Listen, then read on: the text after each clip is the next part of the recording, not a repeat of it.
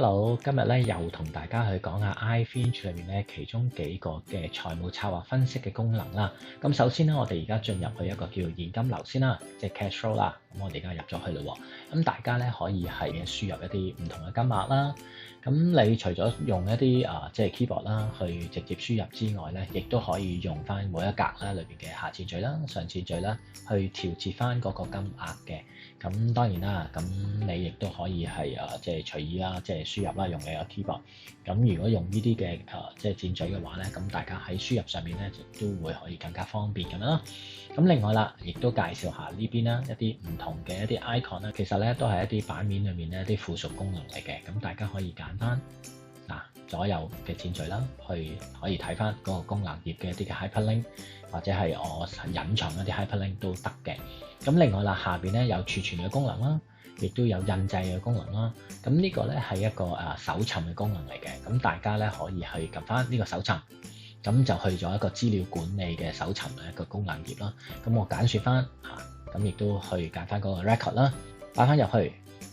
咁佢就會將嗰個記錄咧，舊有嘅一啲儲存記錄啦，就會擺翻入去呢個功能頁裏邊嘅。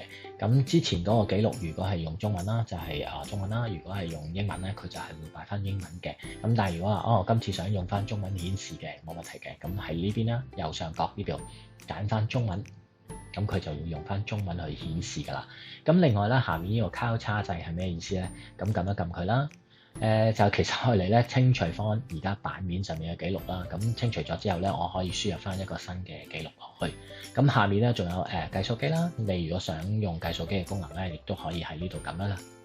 咁另外啦，下面一個支筆嘅係咩意思咧？咁其實你撳咗落去之後咧，你可以咧輸入咧一啲你嘅一啲記錄啦，譬如話呢個 This is financial calculator 咁樣啦嚇，咁我打咗呢個字落去啦。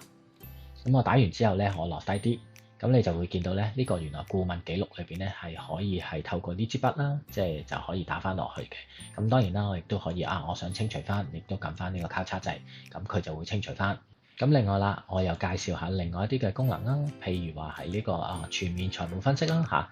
咁當然啦，你亦都可以好似頭先所講啦嚇，即係逐個一啲資料咧輸入啦，或者咧去即係我已經做過一啲嘅記錄咯喎，咁我可以係透過呢個 search 嘅功能咯，亦都可以擺翻入去嘅。係啦，就好似而家咁樣啦，我就將所有記錄咧擺翻晒落去啦。咁就一個舊有嘅記錄可以攞翻出嚟，隨時可以去即係重溫翻。跟住落嚟咧，就同大家講解下其他嘅分析功能咯。咁首先我咧就翻去個版頁嘅頂部啦，然後咧就翻去即係主頁嗰度啦。咁跟住我哋就會介紹一個叫 Funds Performance and Risk Analysis 啦。咁我就首先揀翻做繁體版先。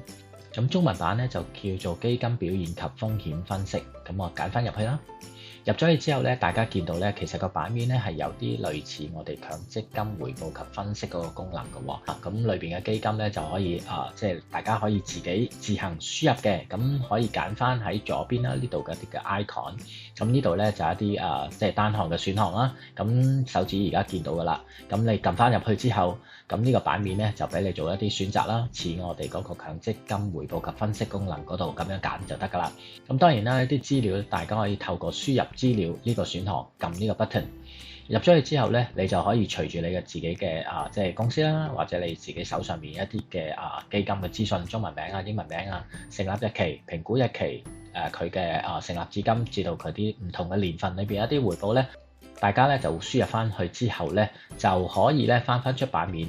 咁呢度咧就可以咧用翻呢一個頭先我所講呢個功能咧，就會見到晒所有一啲嘅基金噶啦。咁你就到時可以揀選翻去主頁嘅時候咧，佢就可以幫你做翻一啲基金嘅回報嘅分析噶啦。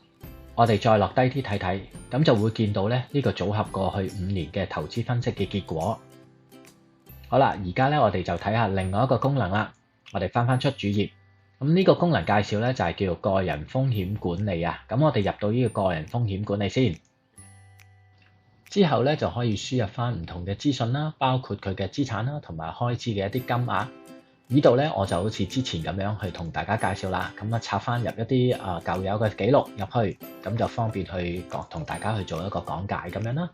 咁插入咗一啲記錄之後咧，大家發覺咧原來咧投資我呢度有個箭嘴喎，撳入去原來係可以咧逐一個唔同嘅細項咧係可以輸入嘅，咁等大家更加方便啦。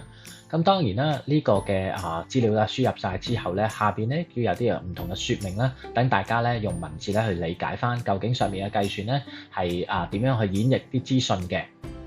今日就嚟到呢度啦，多謝大家，下一集再見。